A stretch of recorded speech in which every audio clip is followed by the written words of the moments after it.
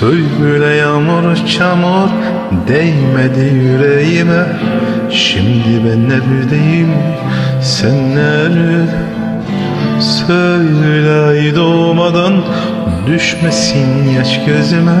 Şimdi ben neredeyim, sen nerede?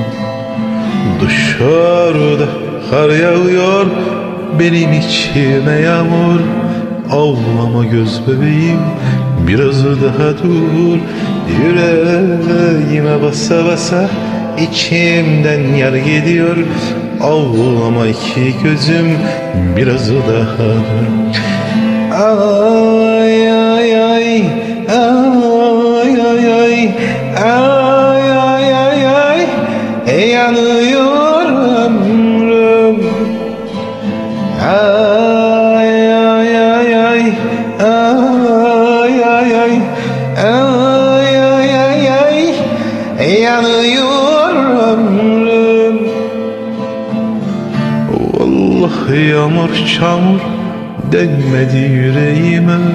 Söyle ben neredeyim, sen nerede?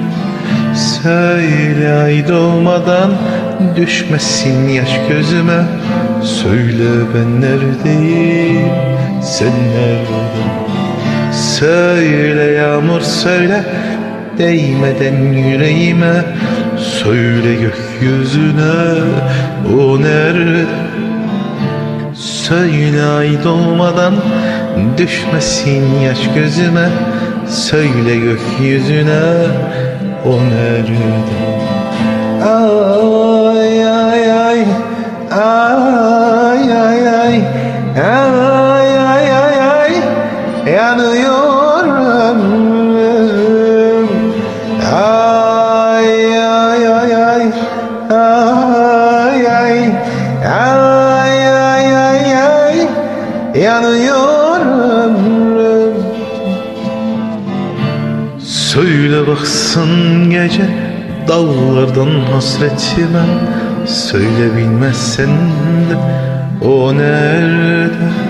Söyle baksın gece dağlardan hasret. Söyle bilmezsen de o nerede? Ay ay ay, ay ay, ay ay ay, yanıyor ömrüm. Ay ay ay, ay ay ay, ay ay ay, yanıyor ömrüm.